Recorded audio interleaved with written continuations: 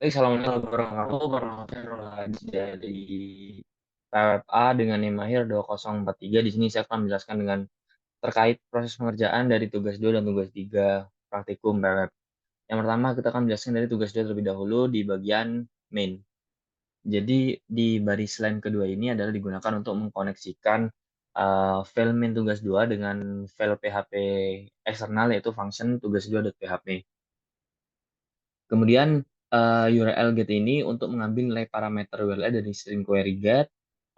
Jika URL tidak diatur, maka nilai defaultnya adalah index.php. Kemudian fungsi parse URL digunakan untuk mengekstrak komponen dari path URL. Fungsi explode digunakan untuk membagi path menjadi array berisi beberapa bagian dengan sebagai pemisah. Kemudian fungsi end digunakan untuk mendapatkan elemen dari array. Path pair efektif untuk mengekstrak bagian dari path URL. Di sini ada case yang mana itu merupakan kondisi yang pertama, jika untuk kondisi admin, jika parameter ini baru, maka function dari in dan dashboard ini dipanggil. Jika tidak, kembali ke login form. Kemudian di dashboard akan menampilkan panggil kembali si admin dan dashboard. Kemudian login, jika parameter status ini bernilai true, maka function customer dalam login ini dipanggil. Kemudian jika bernilai else atau tidak true itu, maka kembali ke login form. Kemudian di register sendiri, jika parameter x bernilai save k akan menggunakan register dan jalan register save. Kemudian tidak akan kembali register for. Kemudian ke profile, jika parameter action nilai edit, maka akan menampilkan fungsi profile, dan kemudian jika tidak, maka akan menampilkan profile edited. Kemudian untuk item ini akan menampilkan by ID, akan di-input user, akan menampilkan di index dan item show berdasarkan ID. Kemudian sama dengan item tadi, ini berlaku juga di chart dan juga order. Kemudian untuk kontak sendiri akan menampilkan fungsi kontak dan index. Kemudian untuk logout akan menampilkan dari customer dan juga fungsi logout untuk case customer. Kemudian untuk defaultnya sendiri merupakan home dan index. Langsung ke tugas yang kedua, yaitu di edition.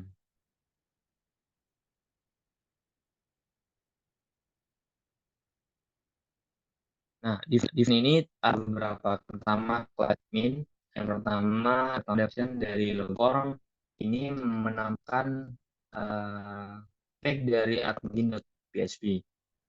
Kemudian ini akan ada di dalam si form login untuk admin. Kemudian ada login. Ini merupakan tindakan atau action untuk penyimpanan login. Ini akan berhasil akan melakukan home. Kemudian untuk dashboard ini, ketika user admin maksudnya berhasil login, akan menampilkan admin dashboard. Kemudian untuk class customer, untuk fungsi yang pertama yaitu login form, ini akan menampilkan halaman formulir dari login pelanggan. Yang kedua ada login save. Metode ini memuat halaman formulir dari pelanggan. Kemudian ada register form. Register form ini memuat halaman formulir registrasi dari pelanggan. Kemudian untuk fungsi dari register save ini memuat ulang data dari customer untuk register. Kemudian profile akan menampilkan customer dari menampilkan profile dari customer. Dan profile date akan ditampilkan jalankan file PHP file customer. Kemudian ada class home. Pertama ada function dari home.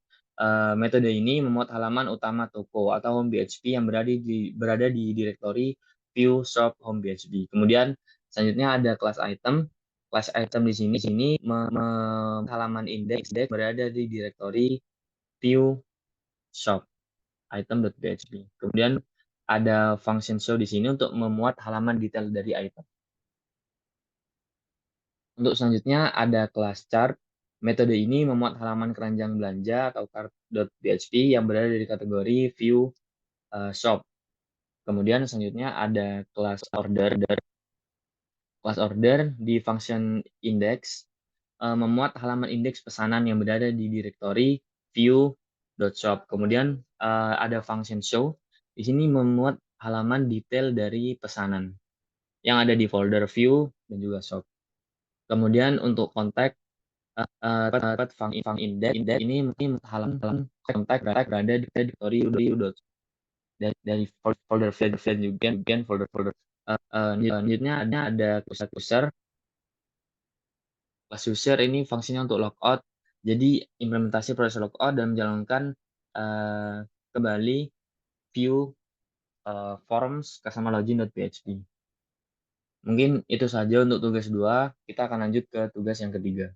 Terima kasih.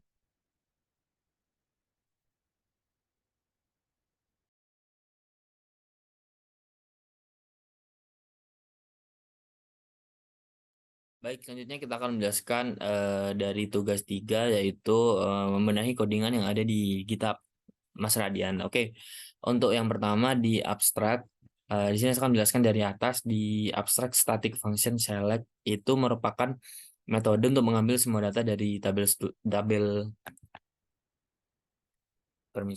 ada sedikit gangguan dari tabel student. Lalu yang kedua ada insert ID, name, email, role. FK metode ini digunakan untuk menyisipkan atau insert data baru ke dalam tabel student dengan parameter yang telah ditentukan atau diberikan. Kemudian yang ketiga ada delete. Metode ini digunakan untuk menghapus semua data dari tabel tersebut. Lalu yang keempat itu digunakan untuk melakukan operasi join dengan tabel roles. Parameter close addition dapat digunakan untuk menambahkan kondisi tambahan itu pada operasi join.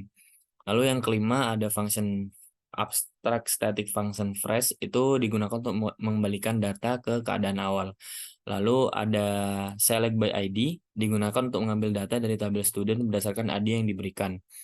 Kemudian ada update by ID. Metode ini digunakan untuk memperbarui data dalam tabel student berdasarkan ID yang diberikan. Kemudian update where. Metode ini digunakan untuk memperbarui data dalam tabel student berdasarkan klausa atau kondisi yang telah diberikan. Kemudian ada delete by ID, digunakan untuk menghapus data dari tabel itu menggunakan ID. Lalu yang ke-11 ada delete where dengan parameter close. Metode ini digunakan untuk menghapus data dari tabel student berdasarkan kondisi yang diberikan. Mungkin lanjut ke file selanjutnya, yaitu di controller.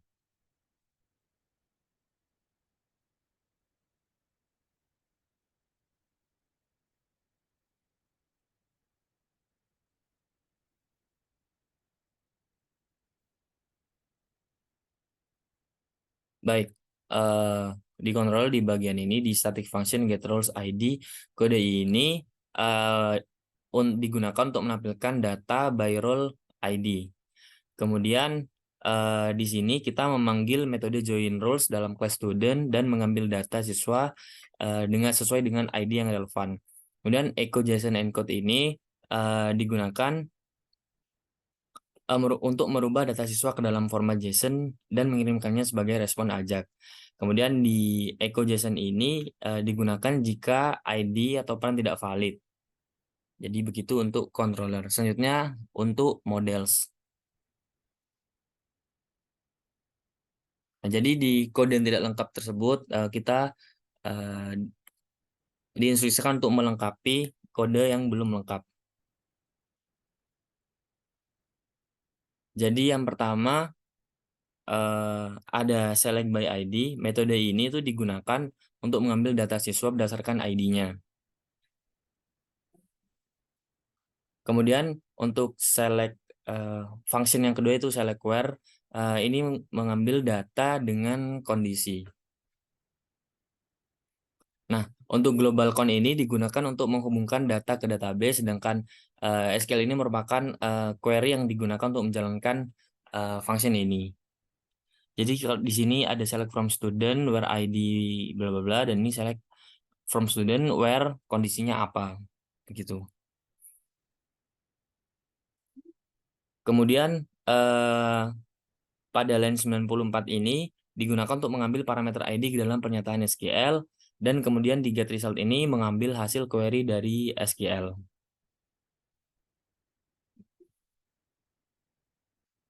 Kemudian lanjut ke select function update by ID dengan parameter ID, name, email, dan role FK. Metode ini digunakan untuk memperbarui data mahasiswa berdasarkan ID.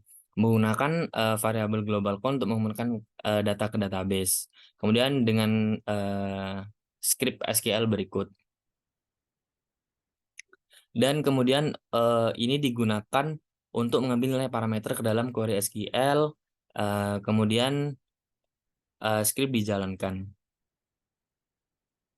Ini digunakan untuk mengupdate data jika ada perubahan, dan ini di-unchange jika tidak ada perubahan.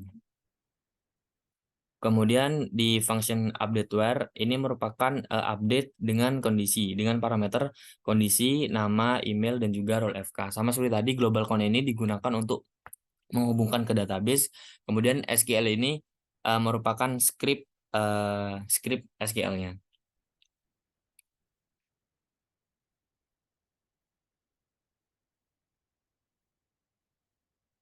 Nah, selanjutnya ada static function delete by ID.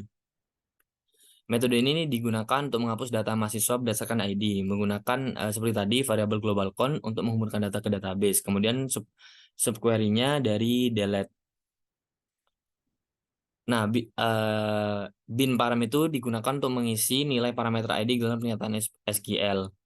Kemudian yang pada line 138 ini mengembalikan true jika ada data yang dihapus dan false jika sebaliknya.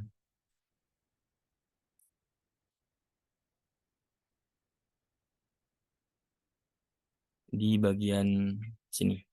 Kemudian yang terakhir ada delete where, delete data by kondisi. Global count ini digunakan untuk menghubungkan ke database, kemudian SQL ini merupakan query-nya. Dan sama seperti tadi, jika true akan mengembalikan nilainya, jika tidak ada maka false. Nah, mungkin itu saja yang dapat saya sampaikan dari tugas 2 dan juga tugas 3 praktikum PWP kali ini. Kurang lebihnya mohon maaf. Assalamualaikum warahmatullahi wabarakatuh.